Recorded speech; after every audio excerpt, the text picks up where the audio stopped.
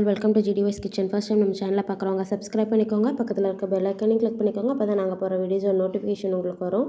இன்றைக்கி என்ன பார்க்க போகிறோன்னா காலிஃப்ளவர் பக்கோடா ரொம்ப கிறிஸ்பியாக டேஸ்டி எப்படி செய்கிறதுன்னு பார்க்கலாம் வாங்க. இதுக்கு ஃபஸ்ட்டு ஒரு கடாயில் தண்ணி வச்சு அது நல்லா சூடானதுக்கப்புறம் ஒரு டீஸ்பூன் மஞ்சத்தூள் அப்புறம் உப்பு இது ரெண்டையும் நான் ஆட் பண்ணிவிட்டு ஸ்டவ்வை ஆஃப் பண்ணிடலாம். இப்போ இந்த தண்ணி நல்லா சூடாக இருக்கிறப்பயே நம்ம கட் பண்ணி வச்சுருக்க காலிஃப்ளவரையும் இதில் ஆட் பண்ணிடலாம். ஒரு 5 மினிட்ஸ் இந்த தண்ணியிலே அப்படியே விட்டுறணும். ஒரு 5 மினிட்ஸ் கழித்து இதை நம்ம இப்போ வடித்து எடுத்துக்கலாம்.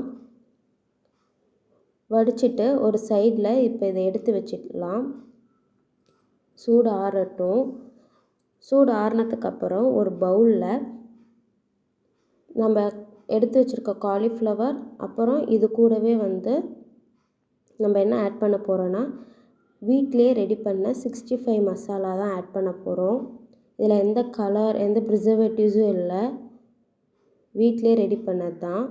ஸோ இதை நல்லா ஆட் பண்ணிவிட்டு இது கூடவே ஒரு ஸ்பூன் அளவுக்கு ஜிஞ்சர் கார்லிக் பேஸ்ட், உங்களுக்கு வேணுன்னா நீங்கள் தயிர் இல்லைன்னா லெமன் ஜூஸ் ஆட் பண்ணிக்கலாம். அண்ட் இதுக்கு தேவையான அளவுக்கு உப்பு இதெல்லாம் ஆட் பண்ணிவிட்டு நல்லா பிசைஞ்சு விட்டுறலாம்.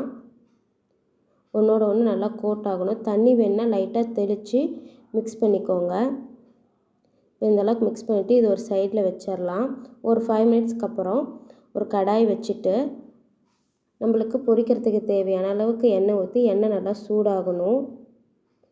சூடானதுக்கப்புறம் நம்ம மிக்ஸ் பண்ணி வச்சுருக்க காலிஃப்ளவரை அதில் ஆட் பண்ணிக்கலாம். காலிஃப்ளவர் பொறுத்தளவுக்கு சிக்கன் ஃபிஷ் அளவுக்கு ரொம்ப நேரம் ஊறணும்லாம் இல்லை, நம்ம உடனே கூட போட்டுடலாம். இப்போ எல்லா காலிஃப்ளவரும் ஆட் பண்ணிட்டு ஒரு 2 செகண்ட் அப்படியே ஆயிலில் விட்டுட்டு ஒவ்வொன்றா திருப்பி போட்டுடலாம். ஒரு 2 செகண்ட்ஸ் ஒன்ஸ் திருப்பி போட்டுகிட்டே இருந்துட்டு நல்லா கோல்டன் ப்ரௌன் ஆகணும். எண்ணெயில் இந்த பபிள்ஸ் எல்லாம் கம்ப்ளீட்டாக ஸ்டாப் ஆகி நல்லா ஒரு கோல்டன் ப்ரௌன் கலர் வந்ததுக்கப்புறம் இதை நம்ம எடுத்துட்டா நம்மளோட காலிஃப்ளவர் பக்கோடா ரெடி ஆகிடுச்சு. மறக்காமல் ட்ரை பண்ணி பாருங்கள். இதோட மசாலா வீடியோ பார்த்திங்கன்னா அடுத்த வீடியோவில் போடுறேன்.